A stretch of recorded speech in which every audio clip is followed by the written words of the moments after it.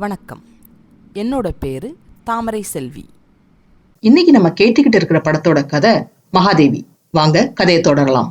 வீரர்களோட வல்லவன் வேட்டைக்கு போக அரண்மனைக்குள்ள இன்னொரு சூழ்ச்சியும் அரங்கேறுது. ஒரு பாம்பாட்டி கிட்ட இருந்து கொடிய விஷம் உள்ள நாகத்தை வாங்குறார் கருணாகரன். அந்த பாம்பாட்டி கருணாகரன் கிட்ட இந்த மகுடியை எடுத்து ஊதினா பாம்பு ஆடும், நிறுத்தினா கொத்தும். எஜமா, இது கொடிய நாகமுங்க, பத்திரம்னு பாம்பாட்டி சொல்ல, அதுக்கு கருணாகரன், சரி, இந்த விஷயம் வெளியே தெரிஞ்சா உன்னோட உயிரும் வெளியேறிடும், ஜாக்கிரதன்னு கருணாகரன் எச்சரித்து அந்த பாம்பாட்டி கிட்ட படமுடிப்ப கொடுத்து அனுப்புறார் கருணாகரன். இது இப்படி போய்கிட்டு இருக்க சுந்தரனுக்கு மகாதேவி சாப்பாடு ஊட்டி விட போக அந்த சமயத்துல மகாதேவியோட குழந்தை அழுகுது.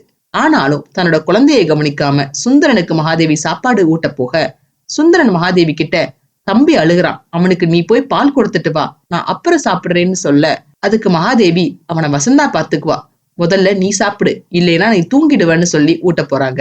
ஆனாலும் சாப்பிட மறுத்துட்டு, நீ சாப்பிட்டாதான் நானும் சாப்பிடுவேன்னு அடம் பிடிக்கிறார் சுந்தரன். நல்ல பழக்கம் வச்சிருக்குன்னு சொல்லிட்டு மகாதேவி ஒரு வாய் அவங்க சாப்பிட்டுட்டு சுந்தரனுக்கு சாப்பாடு ஊட்ட போக திரும்பவும் சாப்பிட மறுத்து, நீ பாட்டு பாடினாதான் நானும் சாப்பிடுவேன்னு சொல்றார். சரிதான், நீ சாப்பிடுறதுக்கு ஒரு பாட்டு, தூங்குறதுக்கு ஒரு பாட்டு, நல்லா இருக்குன்னு சொல்லிட்டு சாப்பாடு கொடுக்க மகாதேவி மேல, எனக்கு ஒண்ணு வேணான்னு பொய் கோபத்தோட சுந்தரன் சாப்பிடாம இழந்து போயிடுறார். அவரை பின்தொடர்ந்து சுந்தரனை சமாதானம் படுத்துறதுக்காக மகாதேவி பாட்டு பாடி டான்ஸ் ஆடிட்டு ஒரு டம்ளர்ல பால் கொடுக்கறாங்க. ஒரு நாள் சுந்தரன் தனியா போய்கிட்டு இருக்கும் போது மாரியப்பன் மகுடி வாசிக்கிறத பார்த்து அவர்கிட்ட இருந்த அந்த மகுடியை கேட்க மாரியப்பன் தர மறுக்கிறார். ஆனாலும் மாரியப்பன் கிட்ட இருந்து நைசா மகுடியை சுந்தரன் வாங்கிட்டு ஓடி போயிடுறார். நந்தவனத்துல உட்கார்ந்து சுந்தரன் மகுடி வாசிச்சுக்கிட்டு இருக்க மகாதேவி சுந்தரனுக்கு பால் கொடுக்கறாங்க. அவர் வேண்டான்னு சொன்னாலும் காலையில இருந்து எதுவுமே சாப்பிடல, எதையாவது சாப்பிடு, அப்புறம் விளையாடலான்னு சொல்றாங்க மகாதேவி. எப்பவும் போல மகாதேவிய குடிச்சிட்டு தர சுந்தரன் சொல்ல, மகாதேவி குடிச்சிட்டு கொடுக்க அந்த பாலை கொஞ்சம் குடிச்சிட்டு போதும் வச்சுட்டு போன்னு சொல்ல, மீதி பாலை அங்க வச்சுட்டு மகாதேவி போக மகாதேவியோட குழந்தை அழ ஆரம்பிக்குது. உடனே சுந்தரன், தம்பிய கொடு, நான் விளையாட்டு காட்டுறேன்னு கேக்குறார். சுந்தரன் கிட்ட குழந்தைய விட்டுட்டு மகாதேவி போயிடுறாங்க. சுந்தரன் குழந்தைக்கு மகுடி ஊதி விளையாட்டு காட்ட அந்த சமயம் பாம்பு பெட்டியோட கருணாகரன் மறைவா வந்து அந்த பாம்பை திறந்து விட்டுட்டு போயிடுறார். மகுடி சவுண்ட் கேட்டு பாம்பு சுந்தரன் பக்கத்துல வந்து படையெடுத்து ஆடிக்கிட்டு இருக்கு.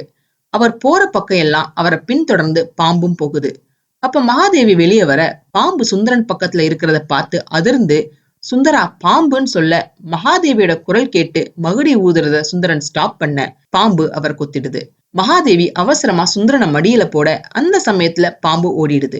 மாரியப்பன் அந்த மகுடியை யாருக்குன்னு தெரியாம எடுத்துட்டு வந்து கருணாகரன் கிட்ட கொடுத்துடுறார். மாரியப்பன் கருணாகரன் கிட்ட, எஜமா, நீங்க நினைச்சது நடந்துடுச்சுன்னு சொல்ல, சபாஷ், சூழ்ச்சி பழிச்சிடுச்சு, இனி ஆட்சி நமக்குத்தான், மெச்சினேன் மாரியப்பான்னு கருணாகரன் சந்தோஷப்பட்டுட்டு மாரியப்பனுக்கு ஒரு மோதிரத்தை பரிசா கொடுக்கிறார். பாம்பு கடிப்பட்ட சுந்தரனை வைத்தியர் சோதிச்சு பார்க்க அங்க வீரர்களோட கருணாகரன் வர்றார். எல்லாரோட கவனமும் சுந்தரன் மேல இருக்க அவர் நைசா மகாதேவி கொடுத்த அந்த பால் டம்ளர்ல தன்னோட மோதிரத்துல இருந்த விஷத்தை கலக்கிடுறார். ரொம்ப கவலையா, என்ன வைத்தியரேன்னு மகாதேவி கேட்க அதுக்கு வைத்தியர், விஷம் தலைக்கேறிடுச்சுன்னு சொல்ல மங்கம்மா ரொம்ப அதிர்ச்சியோட, அப்படின்னான்னு கேட்க, இனி பிழைக்கிறது ரொம்ப கஷ்டம்னு வைத்தியர் சொல்றார்.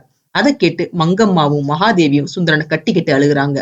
அப்ப அங்க நிக்கிற கருணாகரன், என்ன விஷயம் வைத்தியரேன்னு ஒண்ணும் தெரியாத மாதிரி வைத்தியர்கிட்ட கேட்க ரொம்ப கோவமா, பாம்பு கடிச்சிருச்சுன்னு தான் நான் பல தடவை சொல்லிட்டேனேன்னு மகாதேவி சொல்றாங்க. மாளிகைக்குள்ள பாம்பு, காடு விட்டு நாடு வந்து காவலர்களுக்கு தெரியாம மாளிகைக்குள்ள நுழைஞ்சு சுந்தரனை மட்டும் குறிப்பா கடிச்ச பாம்பு, கூட இருந்த குழந்தைய கொத்தாம கொல்லாம கொஞ்சம் விளையாடிட்டு போன பாம்பு, உண்மையிலே பாம்பா அல்லது சந்தேகமா கருணாகரன் கேட்கிறார். கோபத்துல மகாதேவி கருணாகரனை முறைக்க வைத்தியர் அந்த பால் டம்ளரை மோந்து பார்த்துட்டு, இந்த பால் ஏதுன்னு கேட்கிறார். அதுக்கு மகாதேவி, நான் தான் வச்சிருக்கேன்னு சொல்ல, இளவரசர் குடிச்சாரான்னு வைத்தியர் கேட்க ஆமான்னு சொல்றாங்க மகாதேவி. இதுலதான் ஏதோன்னு மருத்துவர் சொல்ல, என்ன ஏதோ, நானும் குடிச்சிட்டு தான் கொடுத்தேன்னு கோவமா சொல்றாங்க மகாதேவி. ஓ, அப்படின்னா இந்த பாலை மகாதேவியார் கொடுத்திருக்கார், அப்படித்தானே கருணாகரன் கேட்க ஆமான்னு பதில் சொல்றாங்க மகாதேவி.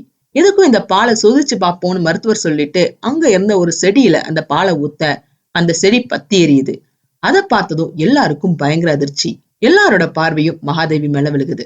மருத்துவர் பதறிக்கிட்டு, பாலுலதான் விஷம், அதுதான் பாலகனை கொன்னுடுச்சுன்னு கருணாகரன் கிட்ட சொல்றார். இந்த சூழ்ச்சியில இருந்து மகாதேவி தப்பிப்பாங்களா? திரும்பி வர்ற வல்லவன் யார நம்புவார்?